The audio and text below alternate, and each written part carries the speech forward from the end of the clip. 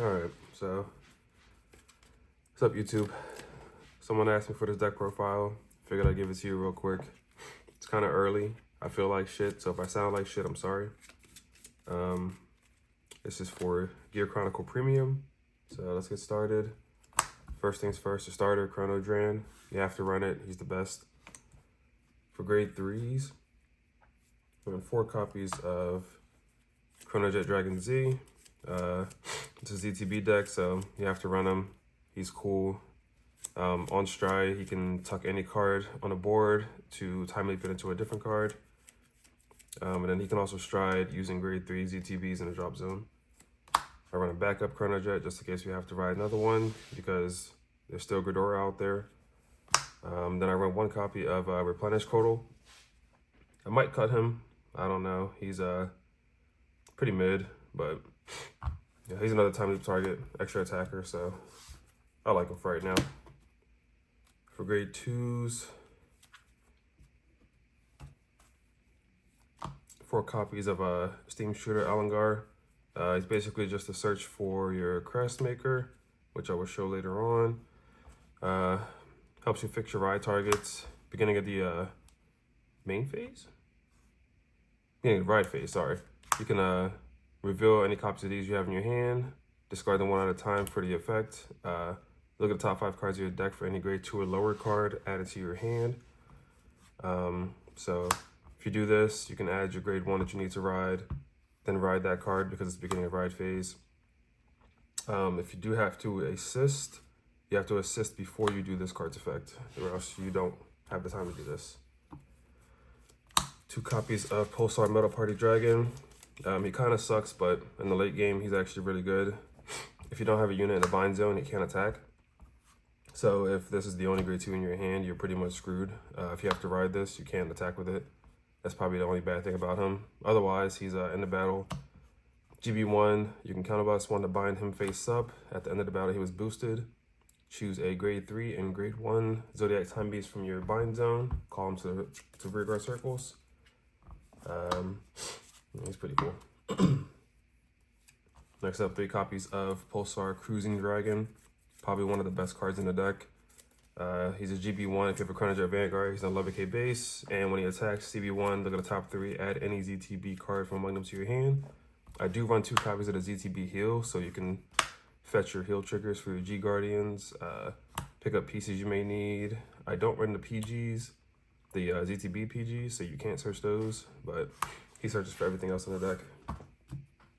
And then 2 copies of Pulsar Spearhead Unicorn, attack extender. If you have a Chronojet Vanguard, he's also an 11k base, GB1. And then when he attacks auto CB1 for each ZTB on your board, you look at that many cards from the top of your deck and call a Zodiac time beast from among them. Yeah, he's pretty cool. I like him. Grade 1s, Elementaria. It's premium, you gotta run it. 4 copies of this guy, Mazinger Dragon. He's how you get your crest for Chronojet. Also makes the deck strong. If you don't ride this, you will almost always lose the game. There's weird times when you can still win, but deck has like 0 power output unless you have this card. So if you don't ride him, then it's gonna be a bad day. 1 copy of Pulsar Tamer Heggold. All he's for is basically just on place. You can soul charge 1 if you have a grade 4 Vanguard. Oh, sorry, GB1 on place. You can soul charge 1 if you need the extra soul. Usually you don't, but sometimes it comes up. And then the other effect, continuous. If he's on rear guard circle and you have a grade 4 Vanguard, an act ability, you can soul bust 1, put him to the bottom of the deck, and any card from your drop zone. So that means you can recycle your OT, heal triggers, pieces, critical triggers, whatever you need, you can put it back to the bottom of the deck and then counter charge. So he gives you deck and resources. So if he actually came up when Shout tried to deck me out and he misplayed and my deck was relatively low, I just used a combination of him. He actually had to attack, so I used my G Guardian as well, and they both put cards to the bottom of my deck, so it made me unable to be decked out. 3 copies of Lost Gear Dragon, Lost Gear Dog 8. He's just stride fodder, and when he's placed on Vanguard or Vanguard, you can reveal a grade 3 from your hand to search your deck for any grade 3 card, add it to hand, and then you have to discard cards from your hand whose grades equal 3 or higher. I really want to use him if I get stuck with one of these in my hand or the grade 3 heals, which I do play, to search out my main target. If I have one of these, it's good because I can ditch this, add this to hand. When I go to stride, I could just bind this to stride for free. Sometimes if I have it in hand, I want to rush early game, I'll still use it on him, ditch him, grab another copy. I have free stride fighter now, and I got an early rush. It's pretty broken in this deck. I like it. Good card. If you don't play it, I don't know what to tell you. 3 copies of Pulsar Mary Block Dragon. This cute little guy is amazing. From deck or drop zone, continuous, he is grade +3. So if you are going to time leap a 0 into a 1, you can't target him because he's a grade 3 while in deck. That's not optional. He's always a grade 3 in deck. Which is good though, because if you have a board set up like this, with these two, you're swinging with your Vanguard, you got a time leap. At the beginning of your battle phase, you can activate your crest to make this a grade 0. So when you go to attack with it, you swing with the Vanguard, time leap these two. So now you're looking for a 1 and a 2. Or sorry, if he's on the board, you're looking for a 1 and a 2. You bring out the Metal Party combo. Metal Party can call these two back to the board.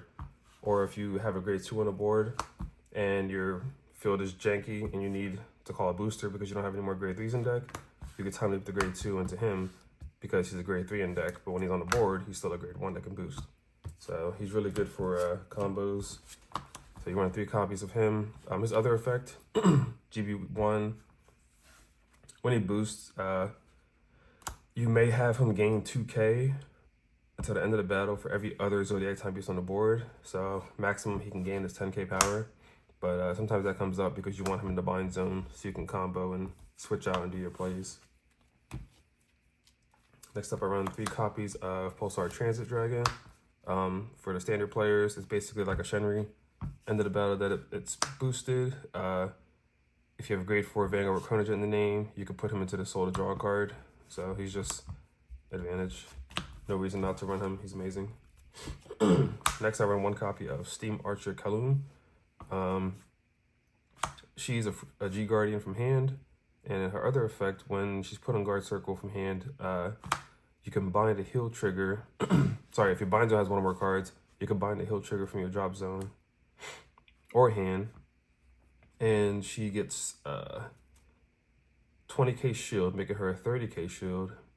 And then if your bind zone has 3 or more cards, you can counter loss 1, choose a Vanguard, and it gets 5k until end of turn. So the 5k would stay permanently for the turn, and the remainder of the shield is 30k. So sometimes she's way bigger than any of your G guards.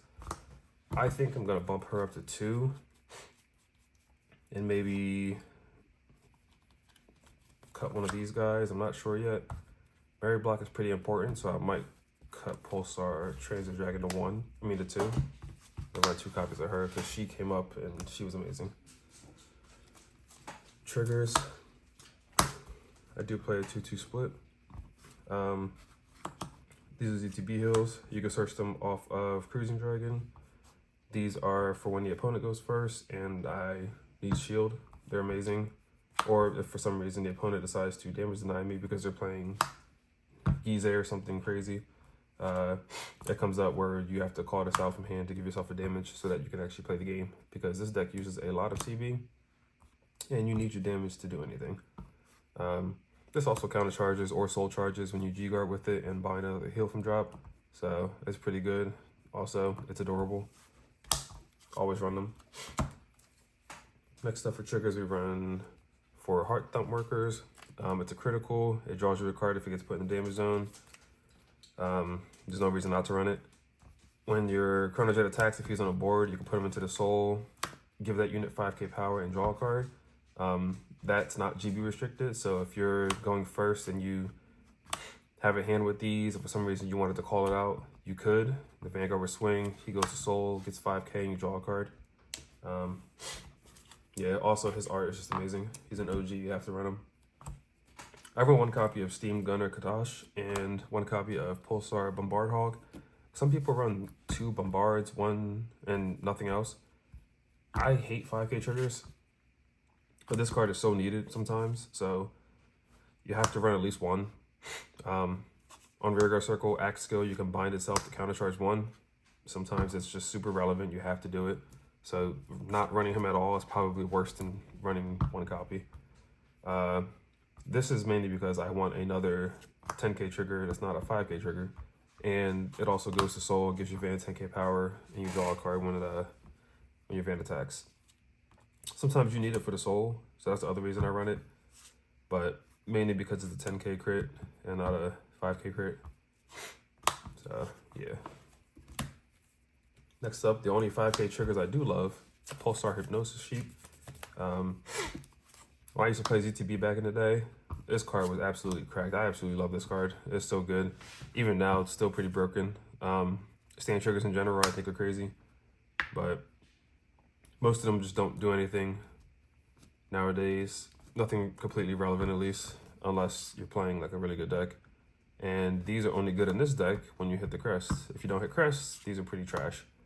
GB1, when he's placed from hand, until the end of the turn, he gets red text. You can put this card into your soul at the end of the battle that your unit attacked. So that could be any unit, doesn't matter what kind of unit it is. At the end of the battle that any unit attacked, you can put him into the soul, choose any rear guard, doesn't matter what kind of rear guard it is, put it to the bottom of your deck, and stand a Zodiac Time Beast. So the only part that's Zodiac related is the stand part. So if you have a weird board like this and this, you call him down, you swing with this, you could choose to activate this effect. He would go to soul. You can tuck either one of these cards, whether they're Zodiacs or not, and restand as ZTB. What you can't do is tuck something else and stand something that's not a ZTB.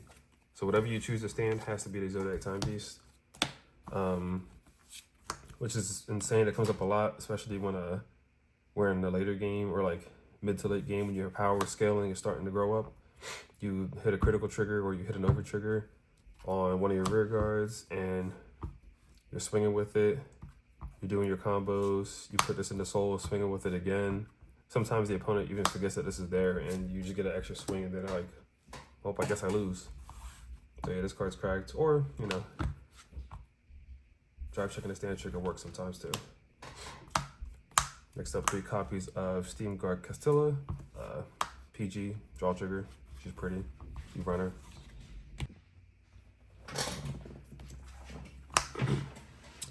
I choose to run Spiritual King of Ignition, Volnot, because I don't know. You could run Blue OT, gives you a crit, picks up something from Drop Zone. You can run a Dark States OT, gives you Van 10k and a crit for the whole game, which can be good, especially if you strat it to one of the strats that I run, but I don't really like that one. I like Volnot because I like multi-attacking, and if you get a crit on one of your rear guards and you use this multi-attack, I don't know, I like Volnot, so I'm gonna keep running it.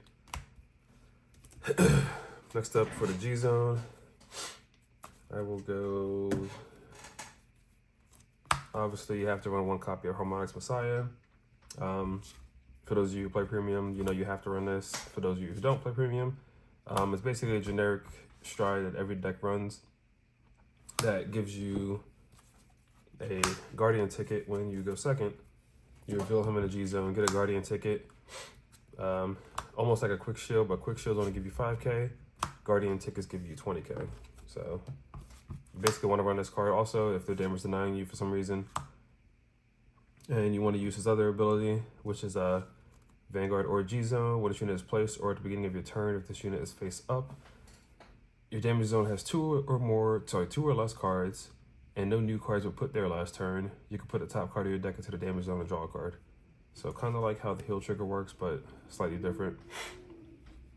And then the other ability from the G zone, when your grade 1 unit is placed by riding, when this unit is placed on Vanguard, you can also unlock any locked cards, and you have to discard a card for every card you unlock. So it's an anti-lock mechanic that every deck can use now, even though it's not that good. but we run that anyways. For my one-ofs, Game Finisher, Chronovisor Heritage. I love this card to death. As much as I do, I have not used it once. I always kill before I even get to this card.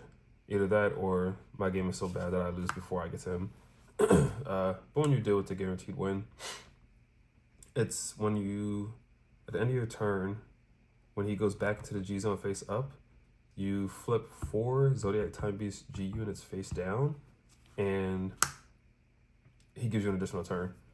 During that next turn, you skip the ride phase, you must stride into him, and you go directly into the battle phase. You go directly to the main phase. What I like about this that is better than Odie in my opinion is that he lets you draw, you don't have to go directly to the battle phase, you have a main phase, you can actually do stuff. So it's literally an entirely new turn with him back in your Vanguard circle. I run 1 copy of Highbrow Steam Slushma. Probably one of the few cards in the G zone that don't have an actual cost. The cost is flipping a G unit, so it's free.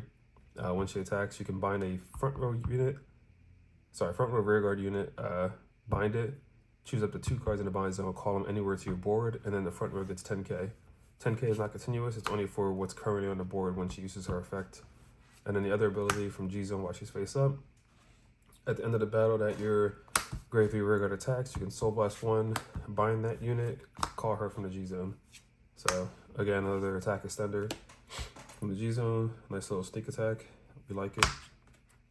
Interdimensional Dragon, History Build Dragon. You run him at 1. I see some people go first and stride into this first. I disagree with that because he works per copy of G unit face up in the G zone. So his ability is when he attacks you, Soul Blast 1, turn the card face up, time leap up to the same number of your rear guards as the number of face up cards in the G zone. I don't like doing this first because then you're only getting 1 time leap off. I'd rather push for this or even the next card that I'm going to show as first stride if you're going first. If you're going second and you were able to G guard or something, this is pretty good because then you have 2 or more face up in the G zone.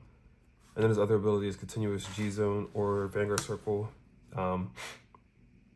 If this card's face up, during your turn, all of your units with the time leap ability also gain 3k power. The only one that's really relevant for it is Chronojet Dragon G. So if you ever have to call him out during time leap or something, he does have a time leap ability on here. So he will get a 3k power. Next one of Meta Pulsar Split Pegasus. I'll live and die by this card. He's so cool. When you stride on top of your Z, what I like to do when I have a bad hand, I'll go with this into first stride, use his ability to time leap one of the opponent's rear guards into a 2 or a 3, depending on what I need, and depending on what they have. And then Split Pegasus turns that grade 3 or 2 into 2 grade 2s or 2 grade 1s. So how it works is, this is on my board, I can counterblast 1, flip a G unit. If I have a Zodiac Time Beast Heart card, which you will, target this card, it goes to the bottom, I call 2 grade 2s.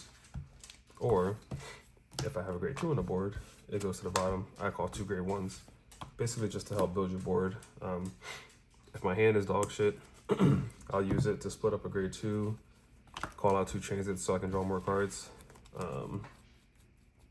If I feel like I have a good push because I want, second or something, and I have G units face up from G guarding, and I just need an actual board. This is cool sometimes, but sometimes you need like a direct board before battle phase so that you can set up. Usually I use him as a first stride option now. Also, when he's in the G zone face up, continuous, your front row units with ZTB get 1k power. The 1k never really comes up, but it could.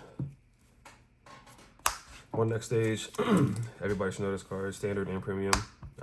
End of the battle, he swings, you can boss 1, discard 2 cards, choose Cardinal Dragon Heart card, stand it, return him to the G zone. So double Vanguard swing, 2 copies of Chrono Dragon Gear Groovy. Gear Groovy's effect, you can flip a copy, and choose 2 Gear Dragons in your G zone, which these are usually the only targets. You gain their auto effects for the turn.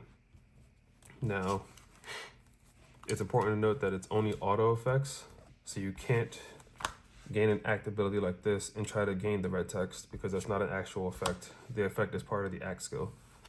You only gain the auto effects that are actually on the cards. So I use his effect to copy history build and next stage. So what that means is when he swings, I can activate history's effect to flip a G unit, so plus 1 time to my rear guards, and then at the end of the battle I do that, I can use next stage's effect to return him to the G zone and have my Chronojet heart card be the main Vanguard again. So he multi-attacks for both rear guards and Vanguard. And his other ability, if you don't have enough targets, you can Soul Blast 1 to flip any G unit. Usually I flip out one of my targets. He gets 5k to end the turn. 5k is not extremely relevant, it's more so to get your targets face up. Both of those are act abilities, so you can use them in any order you want. Next up, the MVP Chrono Dragon Gear next. I used to love this card when he first came out. I still love him to this day. And the fact that he's completely relevant now is amazing. Act skill, Soul Blast 1, flip a copy, GB2. He gains red text. At the end of the battle, he swings. You can target 3 ZTB rear guards or cards from your hand. They have to be Zodiac Timepiece cards. Put them to the bottom of your deck. Restand him. He gets drive -2. GB4, during this unit's second attack, he gains 10k power plus 1 drive.